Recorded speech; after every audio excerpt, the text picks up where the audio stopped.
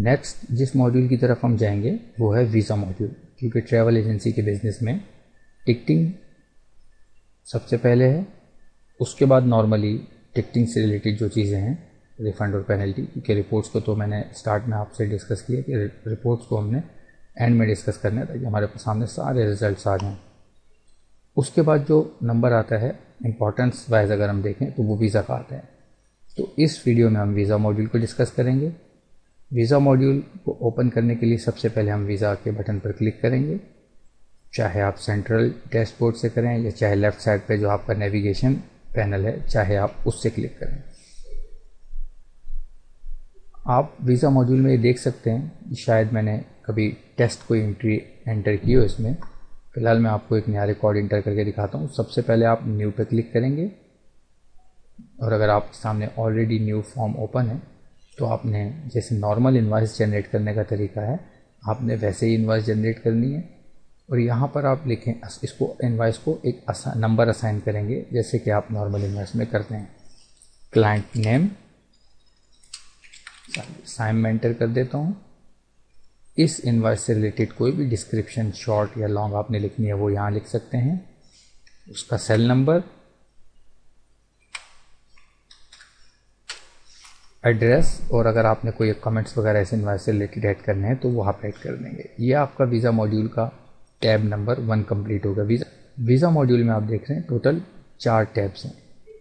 आप तमाम टैब्स को सीक्वेंस वाइज 1 बाय 1 फिलअप करेंगे तो आपकी इनवॉइस ऑटोमेटिकली कंप्लीट हो जाएगी। जैसे आप नॉर्मली कोई भी सॉफ्टवेयर वगैरह में या क्लाउड आप कोई एप्लीकेशन वगैरह यूज़ करते हैं उसमें आप नेक्स्ट करते हैं, तो ये इसका नेक्स्ट है जो आप इजीली एक टैब से दूसरे टैब पर इजीली आप जंप करवा सकते हैं। आपने ये सारी डिटेल फिलअप कर लेनी है। फॉर एग्जांपल मैं उसका एड्रेस भी फिलअप कर लेता हूँ, ईमेल भी फिलअप कर लेता हूँ। टेस्टिंग क्योंकि मैं कर रहा हूँ तो इसमें टाइम को और वीडियो को शॉर्ट रखने के लिए सारी डिटेल्स में ना भी फिलअप करूँ तो मेरे ख्याल में ये कोई आपको एक्सप्लेनेशन में कुछ कमी नहीं रहेगी। ये डिटेल आपने टैब फिलअप कर लिया, उसके बाद नेक्स्ट टैब आपका आएगा अच्छा, ये जो नीचे तमाम बटन्स हैं वो बिल्कुल इजी हैं और मैं फर्स्ट टिकटिंग में डिस्कस कर चुका हूँ, तो मेरे ख्याल में इसको दोबारा किसी भी आगे नेक्स्ट मॉड्यूल में डिस्कस करने की ज़रूरत नहीं है, यहाँ तक कि कोई नई चीज़ ना आ जाए। तो फ़िलहाल मैं इसको प्रीवियस वीडियो पे ही छोड़ता हूँ। आपको अगर इनके बारे में कुछ समझना हो व्हाट्सएप वगैरह के बारे में तो आप प्रीवियस वीडियो देख लें।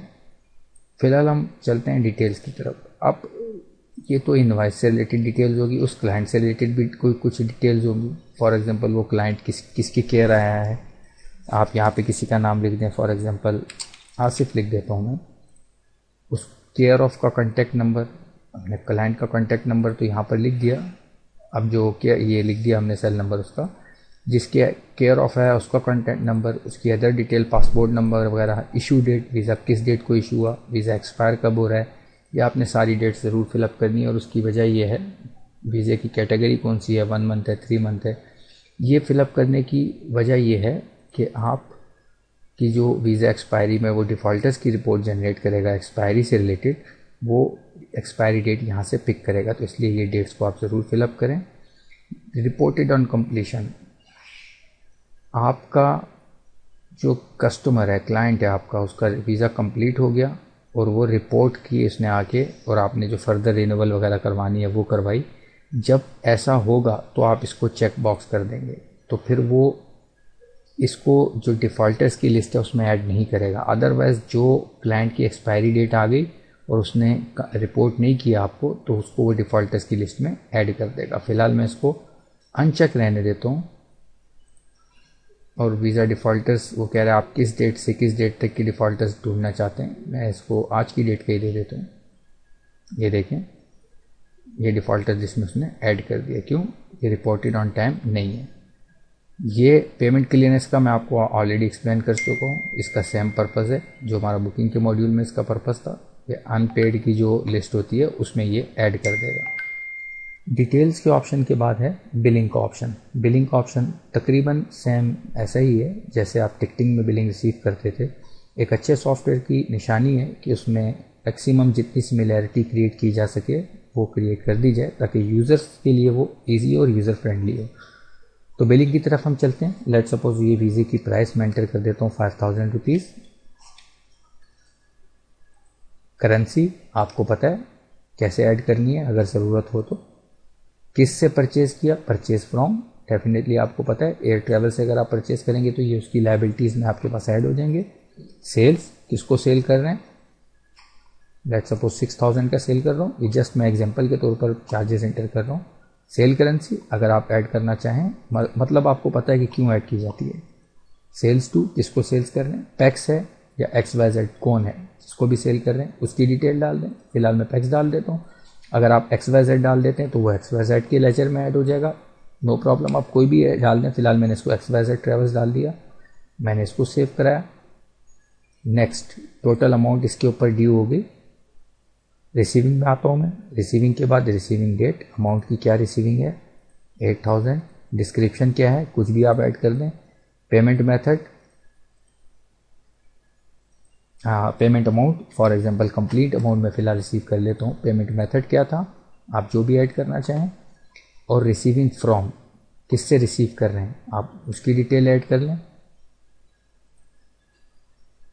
अगर एजेंट है और एजेंट से रिसीविंग, देखें मेरी यहाँ तो मेरी invoice to invoice deal complete होगी। समटाइम्स एजेंट ने पहले पैसे दे देता है, एजेंट ज़्यादा अमाउंट दे रहा होता है, तो आप यहाँ पर भी ऐड कर सकते हैं और किस इनवॉइस के इक्वल ऐड कर रहे हैं यहाँ पर भी ऐड कर सकते हैं।